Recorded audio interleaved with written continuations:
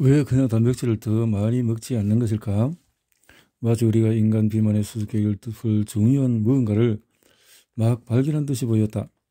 단순히 식단의 단백질 비율을 높이는 것만으로 비만, 당뇨, 심장병 등 관련 건강 문제를 일으킬 만큼 음식을 먹는 일이 없어지지 않을까? 그런데 그 생각이 옳다면 왜 자연은 우리의 단백질 식욕에 상한선을 적용해 놓은 것일까? 뭔가 앞뒤가 맞지 않았다. 단백질을 너무 적게 섭취하지 않는 것이 중요한 이유는 명백하다. 앞서 살펴보았듯이 이 영양소는 우리 몸을 만들고 유지하고 수산하며 번식하는 데 필요한 질소의 주된 원천이다. 우리는 단백질이 충분히 있어야 살아갈 수 있다. 그런데 왜 단백질은 그렇게 과식하지 않으려 하는 것일까? 단백질 함량이 높은 식단 앞에서는 체중을 유지하는 데 필요한 양보다 덜 먹기까지 하면서, 물론 현재 많은 사람이 체중 감소를 환영할지 모르지만 우리 정의 역사 전체를 보면 체중 감소는 결코 바람직한 결과로 이어진 적이 없다. 사실은 정반대였다. 생존할 수 있을 만큼 먹으려고 애써야 했다.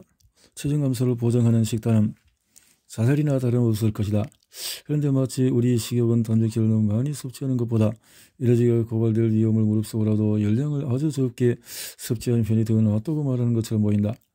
이 자체는 지나친 단백질 섭취를 몹시 바람직하지 않게 만드는 무언가가 있음을 시사한다. 단백질 식욕 같은 고도로 조절된 저 체계는 우연히 진화한 것이 아니다. 사실 어떤 형질이든 간에 생존과 번식에 유용하지 않다면 위축되다가 결국에는 사라진다. 쓰지 않으면 사라진다는 진화의 근과 옥자다. 또 단백질을 지나치게 많이 섭취하는 것이 몸에 안 좋다는 증거도 있었다. 유명한 관찰. 이 현상은 터키가 굶주린 것과 아무런 관계가 없다. 1881년, 84년 그릴리 북극 탐대원으로부터 얻은 교훈을 말하는 것이다. 당시 과학 연구를 수행하기 위한 북극으로 향한 탐험대원 25명 중에서 19명이 사망했다. 야생동물 대부분처럼 토끼도 고기의 지방 함량이 아주 적다. 새끼 양고기는 28%, 새고기와 돼지고기는 32%인 반면에 토끼는 겨우 약 8%다. 나머지는 단백질이고 탄수화물은 사실상 없다. 오로지 토끼 고기만 먹는다면 지방과 탄수화물에 비해서 단백질 비율이 아주 높아서 곧 단백질 중독이라고 하는 증상이 나타날 것이다. 다른 두 다량 영양소에 비해 단백질을 너무 많이 섭취함으로써 나타나는 희귀한 유형의 영양 실조다. 그 일을 직접 겪은 북극 탐험가 빌샤 올미르 스테파운소는 이렇게 썼다. 토끼를 먹는 사람은 비머, 말코선, 바닥, 사슴, 생선 같은 다른 식량에서 지방을 전혀 얻지 못한다면 약 일주일 사이에 설사하게 될 것이고 두통, 피로, 왠지 모를 불편함을 느낄 것이다. 물론 그 불운한 북극 탐험대의 토끼고기 아니 먹을 것 자체가 풍족했을 리 만무하다. 스테파운소는 그릴리 탐험대원들의 죽음이 식량 고갈에 따른 식인 행위라고 믿어지는 것과 관련이 있다고 했다. 그들은 굶주린 끝에 죽은 시신을 먹었는데 그 시신에는 지방이 거의 없었기에 사실상 토끼 고기나 다름이 없었다. 그 이론에 따르면 그렇다. 찰스 다윈은 비고로 항해하기 위해서 단백질에 비해서 지방과 탄수화물을 충분히 먹을 필요가 있다고 썼다. 지금 며칠째 고기 외에는 아무것도 못 먹고 있다.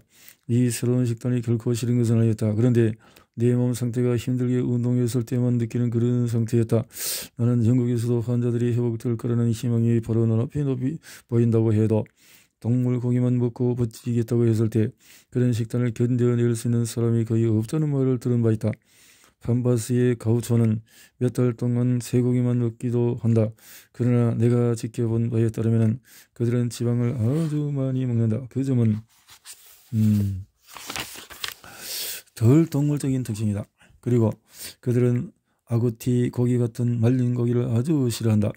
그러나 인간의 단백질 목표 섭취량 총 열량의 15% 정도는 병을 일으키는 데 필요한 40에서 50% 수준과는 거리가 멀다. 따라서 단백질 목표 섭취량보다 좀 더 많이 먹었을 때 나타나는 모든 안 좋은 효과는 극심한 설사와 죽음보다 더 미묘한 것이 틀림이 없다. 또 우리는 일부 동물이 식단에 들어오는 높은 함량의 단백질을 견디는 차원을 넘어 그것을 요구하는 쪽으로 진화했던 것도 한다. 이런 높은 함량의 단백질을 먹는 것이 얼마나 어려운 도전 과제이든 간에 진화를 통해서 시간이 흐르면 극복할 수 있다는 의미다. 5장에서 설명했듯이 우리는 고양이, 개, 거미, 딱정벌레 등 다양한 포식자 종을 대상으로 실험을 했고 이런 동물들이 열량의 30에서 60%를 단백질 형태로 요구한다는 것을 알았다. 우리는 겨우 15%만 요구하는데 말이다. 물론 이 점은 이해가 간다.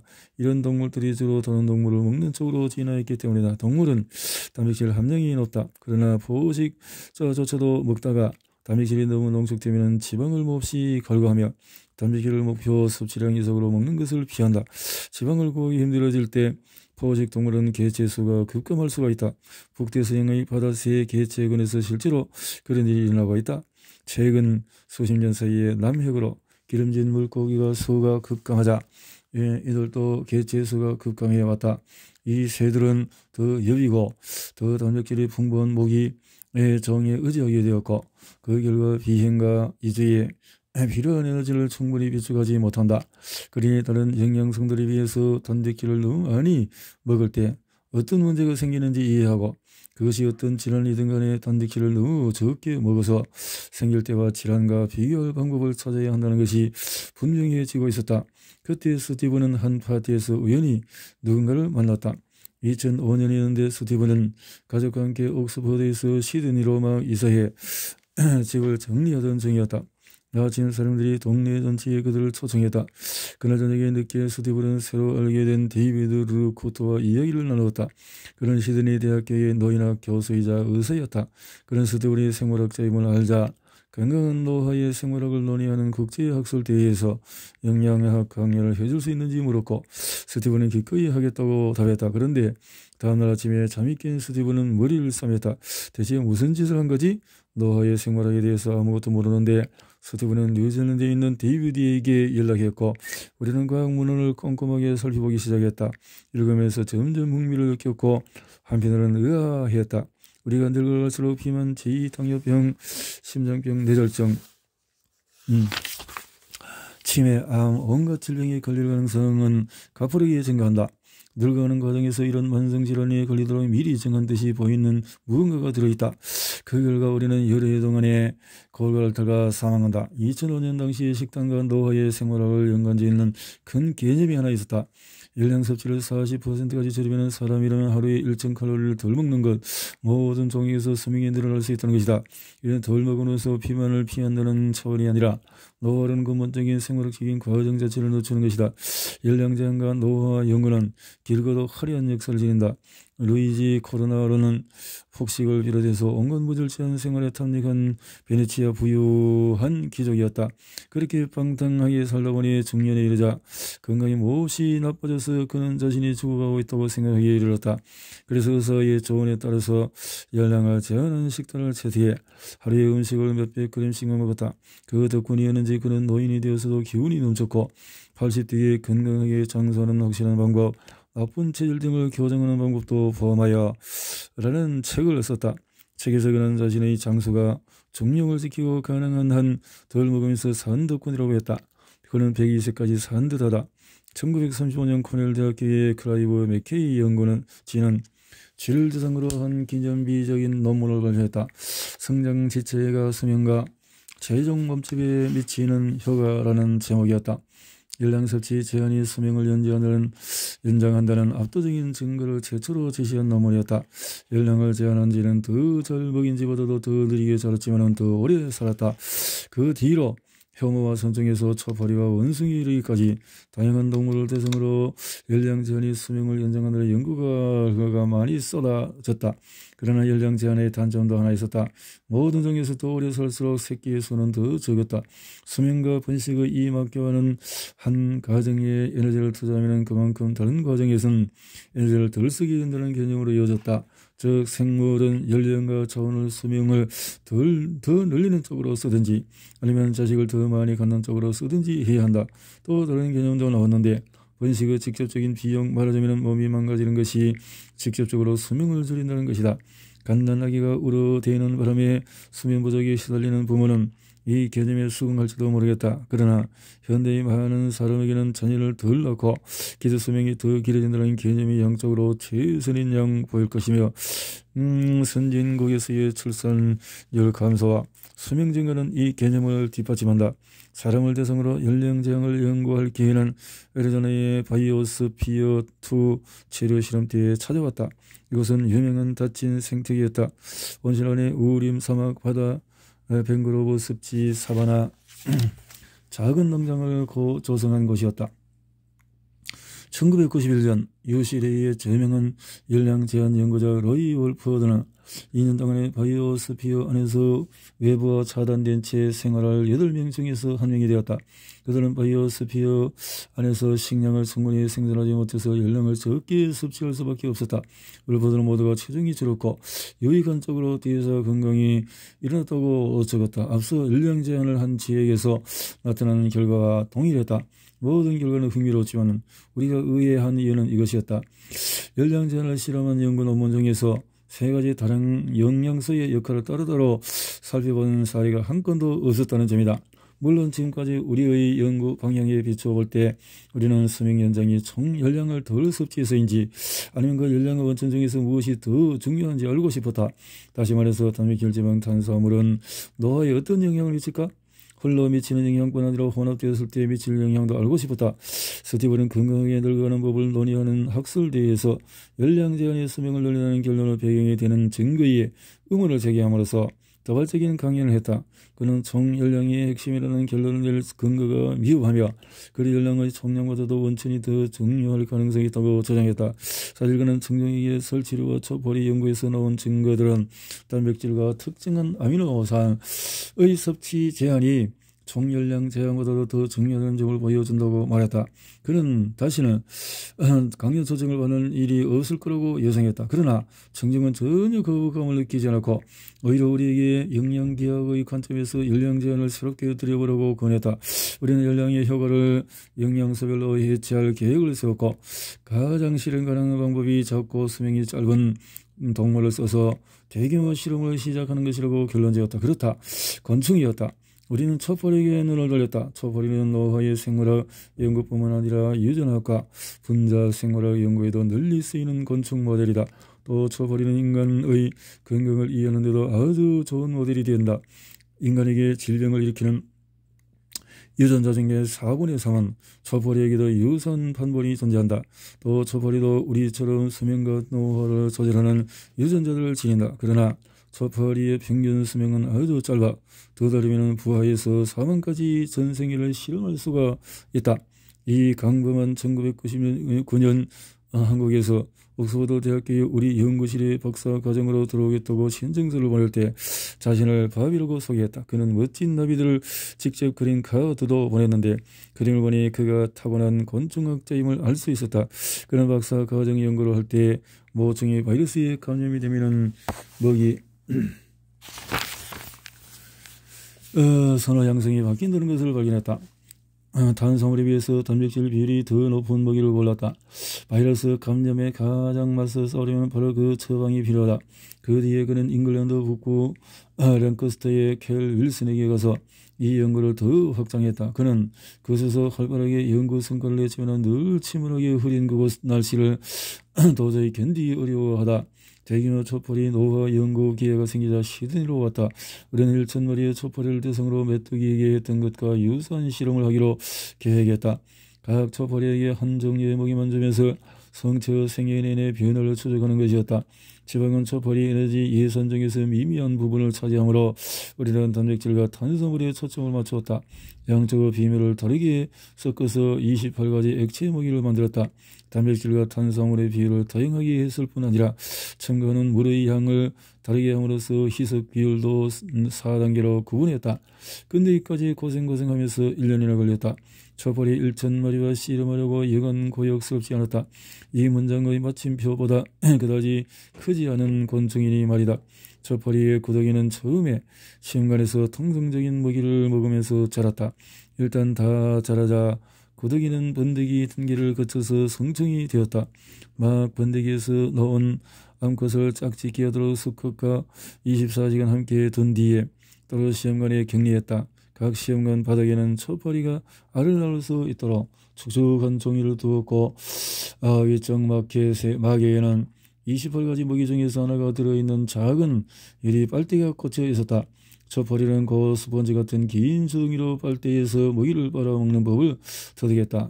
이 강범가 박사 후 연구원인 피오나 클리소드 우리의 빨대 방법을 고안했는데 매일 빨대에 새 먹이를 채우면서 각 첩벌이가 얼마나 빨아먹었는지 측정했다. 또 알을 몇 개나 낳았는지 휴명을 들여보고 세웠다. 알은 아주 작아서 맨눈에는 하얀 얼룩처럼 보인다. 첩벌이는 2개월쯤 지나면 대부분 자연사한다. 실험을 끝날 때 우리는 각 첩벌이가 매일 얼마나 먹었고 얼마나 살았는지 알았다. 이제 각 첩벌이의 탄수화물 용량을 상상해보고 1,000개의 점이 구름처럼 찍힐 것이다. 이제 길이가 저마다 다른 핀 1,000개를 구성한다고 상상하자. 핀의 길이가 그 첩벌이의 수명이다. 즉 오래산 첩벌일수록 해당하는 핀의 길이가 길다. 이제 각 첩벌이의 영양소 일량을 기록한 그래프의 각 점에 해당 핀을 꼽는다. 각 첩벌이가 먹은 먹이의 양의 길이가 서로 다른 핀을 이렇게 빽빽하게 꽂힌 숲이 생긴다. 다 끝내면 핀 숲은 반응 경관이라고 불리는 것을 조성할 것이다. 3차원 지도와 비슷하다. 이 경관의 모습은 첩벌이의 전반적인 수명이 식단과 어떻게 대응하는지 알려줄 것이다. 핀 길이가 모두 같다면 경관은 고원처럼 완벽하게 평단할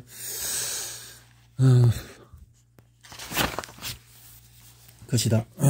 첩벌이가 무엇을 먹든지 간에 모두 수명이 똑같다는 뜻이다. 그러나 단백질과 탄수화물의 어떤 특정한 조합에서만 긴 핀이 꽂힘으로써 산맥처럼 보이는 것이 생기고 다른 영양소 조합에서는 골짜기가 생긴다면 우리는 곤충의 식단이 정말로 수명에 영향을 미친다는 것을 알게 된다. 시각화를 좀 더 쉽게 할 수 있도록 지도 제작자가 지형을 나타낼 때 쓰는 것과 동일한 기법을 써서 3차원 핀 숲을 2차원 지도로 전환할 수 있다. 길에 따라서 핀의 머리에 색깔을 칠하면 가장 긴 것은 검은색, 가장 짧은 것은 흰색으로 칠하고 길에 따라서 이렇게 우리는 좀 불안해하면서 첩벌이 먹이 섭취량 자료를 토대로 영양소를 이렇게 우리 연구를 진행하는 과정에서 컴퓨터 화면에서 그래프가 처음 뜨는 순간 불안과 흥분이 정점에 달아드는 순간이다. 모든 일이 무려 1년 동안 했던 이 통계적으로 아무런 의미가 없다는 것이 드러날 수도 있다. 컴퓨터는 흥미롭거나 결정적인 결과가 단 한 건도 없다고 말할 수도 있다. 생물학의 연구는 그렇게 가슴을 찢어놓기도 한다. 패턴을 찾아내기 어려운 질문만 가득한 결과가 나올 때가 너무나 많다. 우리가 질문을 잘못했을 수도 있고 우리 가설이 틀렸을 수도 있으며 실험 과정에 우리가 모르는 문제가 있었을 수도 있다. 이날 우리는 연령 제한이 정리되는 기존 견해가 옳다면 어떤 결과가 나올지를 예상할 수 있었다. 전체 먹이의 섭취량이 정상적인 섭취량의 60%까지 줄어들 때 수명은 길어져야 했다. 먹이의 단백질과 탄수화물의 비율이 어떻게 달라지든 상관없이 말이다. 우리는 자판을 누른 뒤에 컴퓨터가 표면 음영 그래프와 관련 통계 도표를 계산할 때까지 기다렸다. 이었고 계산 결과가 화면에 떴다. 그래프의 패턴이 뚜렷이 보였다. 대단히 혁신적인 결론이었다. 수명은 총 열량 섭취량과 거의 아무런 관계가 없었고 모든 것은 우리가 먹는 단백질과 탄수화물의 비율이 달려 있었다. 다음 106쪽의 왼쪽 그래프는 그날 화면에 뜬 것이다. 수명 표면이 위로 갈수록 저단백 고탄 먹이로 갈수록 짙은 색을 띠고 고단백 저탄 먹이로 갈수록 옅은 색을 띠는 것이 뚜렷이 보인다. 이는 식단에서 단백질의 비율이 높아질수록 첩벌이의 수명이 점점 짧아졌다는 의미다. 그리고 고단백 저탄 먹이를 먹은 첩벌이들이 가장 일찍 죽었다. 그런데 번식은 어떨까? 오른쪽 그래프가 보여준다. 가장 오래 살게 해준 먹이가 아니라 단백질 함량이 더 높은 먹이를 먹은 첩벌이가 가장 많은 알을 낳았다. 단백질 대 탄수화물의 비가 1대 16일 때 수명이 가장 긴 반면에 단백질과 반면에 1대 4일 때 알을 가장 많이 낳았다.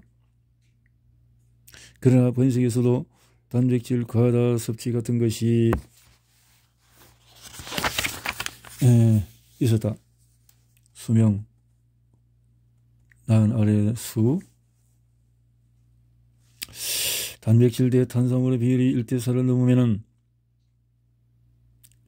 낳는 알의 수 수가 줄었다. 단백질이 전하는 메시지를 명확히 했다.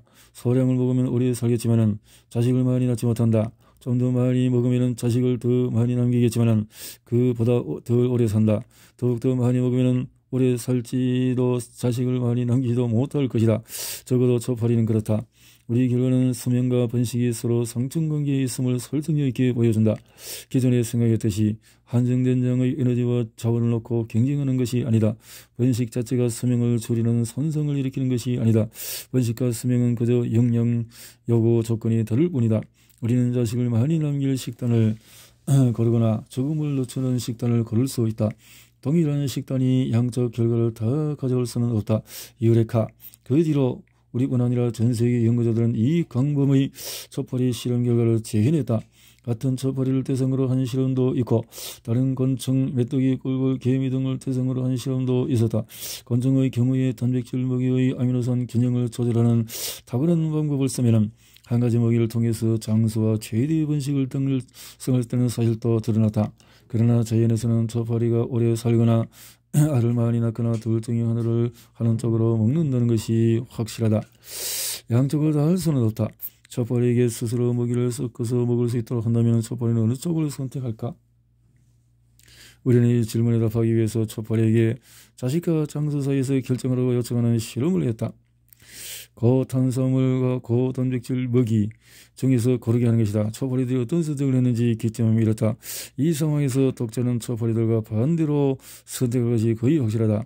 초파리들은 가장 오래 사는 쪽이 아니라 가장 알을 많이 낳게 할 단백질과 탄수화물의 비율을 선택했다. 사람으로 치면 아이를 15명 낳고 40세에 사망할 수 있도록 하는 방식으로 먹는 것과 비슷하다. 약 200년 전까지 우리가 살았던 방식과 꽤 비슷하다. 당시까지 태어난 아이의 대부분은 5세 이전에 사망했다는 점을 염두에 두자. 그러나 초파리는 자신이 얼마나 오래 사는가보다도 유전자를 얼마나 많이 남기는가에 신경을 쓴다. 2008년 발표한 우리의 초파리 노화 논문은 큰 화제를 불러 일으켰다. 열랑장 연구자들은 우리가 그들의 주류 견해를 뒤엎자 초파리는 사람은커녕 포유 동물도 아니라고 지적하고 나서다. 물론 그 말은 옳다. 우리는 포유류가 열량에만 반응할지 아니면 초파리처럼 다량 영양소의 균형에 반응할지를 보여준 것이 아니었다. 게다가 우리는 포유류가 단백질을 너무 많이 먹으면 수명이나 번식이 안 좋다고 보여준 것도 아니었다. 우리가 원고를 학술지에 보냈을 때 동료 심사를 맡은 한 익명의 심사자는 이런 회의적인 반응을 드러냈다. 이 논문은 결론에서 수명이 짧은 무척추 동물 종에서의 식단 제한 방식을 적용하는 새로운 접근법을 개발하지만 나는 그 방법을 설출이 실제로 적용 가능할지 그다지 확신이 들지 않는다. 우리에게는 선택의 여지가 없었다. 그 도전을 받아들여 초파리보다 좀 더 우리와 가까운 동물을 연구하는 수밖에. 7장 요약을 해서 보면은 단백질을 많이 먹을 때 또 가장 오래 살기 위해서 또 알을 많이 낳고 더 복잡한 동물은 어떨까를 또 연구해보자.